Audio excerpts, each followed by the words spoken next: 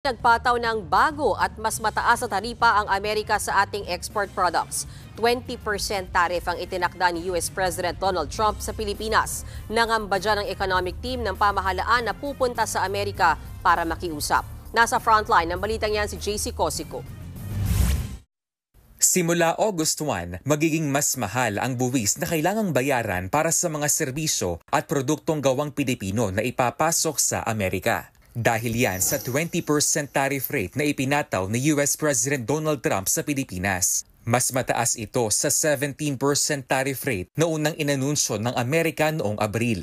Sa liham na ipinadala ni Trump kay Pangulong Bongbong Marcos, sinabi niyang kailangan ng matapos ang anyay matagal ng hindi patas na kalakalan sa pagitan ng Pilipinas at Amerika. Dahil daw ito sa tariff at non-tariff policies, pati na raw sa trade barriers ng Pilipinas. Giit pa ni Trump, mababa pa nga raw ang 20% sa kung anong kailangan para matapos ang umano'y hindi patas na kalakalan. Pero babala ng isang ekonomista, malaki ang magiging epekto ng 20% tariff rate ng Amerika sa ating ekonomiya. Posible raw bumaba ang benta ng exporters. Maaapektuhan din daw ang trabaho sa ilang sektor ng export market, gaya sa electronics, agrikultura at garments.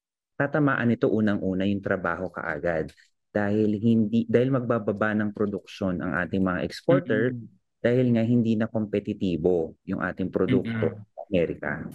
Major trading partner ng Pilipinas ang Amerika. Kaya 3 linggo bago ipatupad ang bagong taripa, dapat na raw paigtingin ng gobyerno ang paghahanap ng alternative markets o yung mga bansang pwedeng pag-eksportan ng ating mga produkto. Bagay na ginagawa naman na raw ng ating pamahalaan. Kasi kapag ibinubuhos natin yung lahat ng yung karamihan sa ating mga produkto sa ibang bansa, kung may mangyari mang pagbabago sa polisiya nila, tatamaan din tayo ng malaki. Nababahala rin dito ang Special Assistant to the President for Investment and Economic Affairs na si Frederick Go. Lilipad si Go pa Amerika kasama ang economic team ng Pilipinas sa susunod na linggo para pag-usapan ang taripa. Target nilang makakuha ng Bilateral Comprehensive Economic Agreement at kung posible ay magkaroon ng free trade agreement sa US. We will go there next week and we will try to bring this down if we can.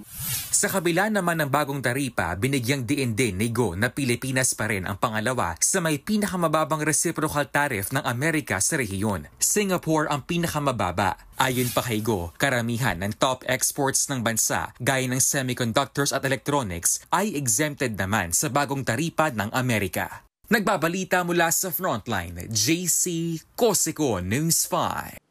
Mga kapatid, Mean Los Baños po, huwag magpahuli sa mga balita at impormasyong dapat ninyong malaman. Para sa mas malawak na balitaan at diskusyon, mag-follow at mag-subscribe na sa social media pages ng News 5.